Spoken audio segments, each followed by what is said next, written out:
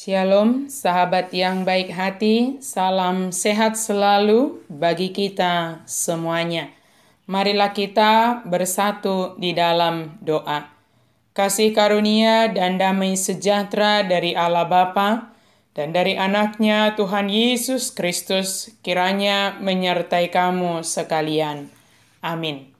Firman Tuhan bagi kita pada hari Minggu ini dari Mazmur 36 ayat 6 sampai 11. Mari kita baca secara lengkap di tempat kita masing-masing.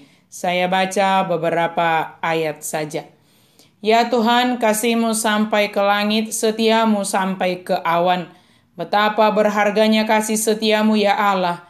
Anak-anak manusia berlindung dalam naungan sayap-Mu.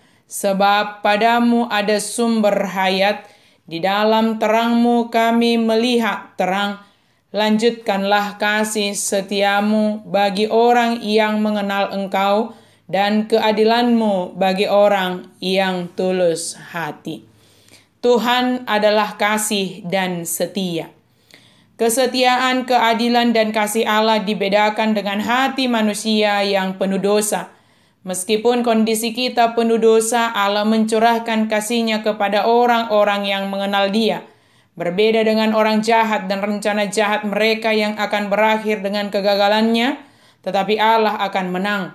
Dia setia, benar, dan adil. Kasih-Nya seluas langit, kesetiaannya melampaui awan. Keadilannya sekokoh gunung-gunung yang perkasa, penghukumannya penuh hikmat seperti samudra dipenuhi air. Kita tidak perlu takut kepada orang jahat karena kita mengetahui bahwa Allah mengasihi kita, menghukum kejahatan, dan akan memedulikan kita sampai kekal.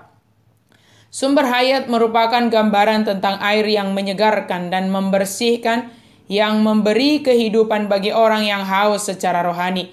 Gambaran yang sama ini dipakai dalam Yeremia 2 ayat 13, di mana Allah disebut sumber air yang hidup. Yesus juga menyebut dirinya sebagai air hidup yang bisa memuaskan dahaga selamanya dan memberikan hidup kekal.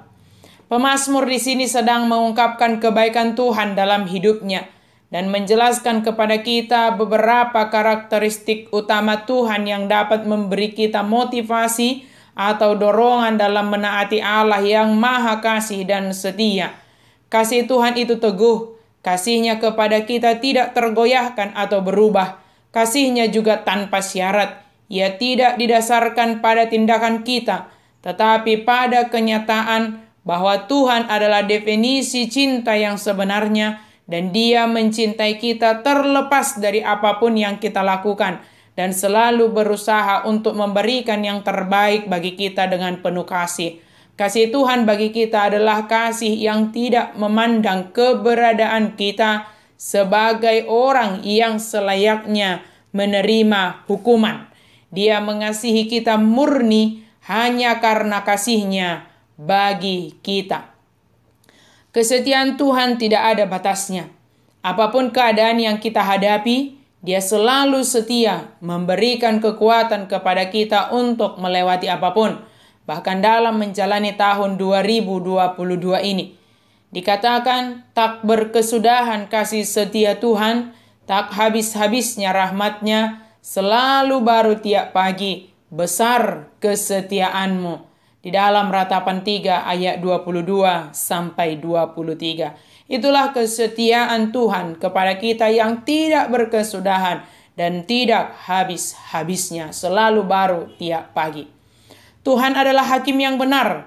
Semua tindakan penghakiman Tuhan dilakukan dengan benar, karena Dia adalah Tuhan yang adil dan suci.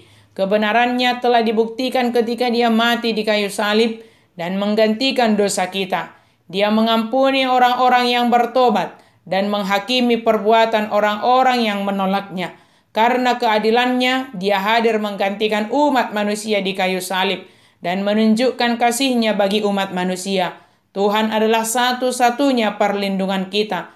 Selama masa-masa sulit kita dapat berpaling kepada-Nya untuk perlindungan, keamanan, kedamaian, dan kenyamanan, khususnya di saat kita dilanda pandemi dan juga dengan varian yang baru sekarang ini.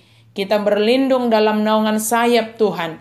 Tuhan menawarkan cahaya sejati dalam kegelapan, bahkan di saat-saat tergelap kita, cahaya Tuhan mampu menyinari dan memberi kita kejelasan yang kita butuhkan untuk melepaskan masa-masa sulit, masa-masa gelap kita, dan percaya kepadanya. Sahabat yang baik hati, mari rasakan kebaikan Tuhan, kasih dan setianya selama-lamanya, dan tiada berkesudahan. Marilah kita merespon kasih dan kesetiaan Tuhan dengan menaatinya dan melakukan kebaikan dalam hidup ini. Amin. Mari kita berdoa. Terima kasih Tuhan untuk firman-Mu yang Engkau berikan bagi kami. Terima kasih Tuhan untuk kasih dan setia-Mu. Engkau menunjukkan kasih-Mu bagi kami ya Tuhan. Dan biarlah kami boleh hidup di dalam kasih-Mu dan menjadi pelaku kasih di dalam kehidupan kami sehari-hari. Mampukan kami ya Allah, dalam nama Yesus kami berdoa dan bersyukur. Amin.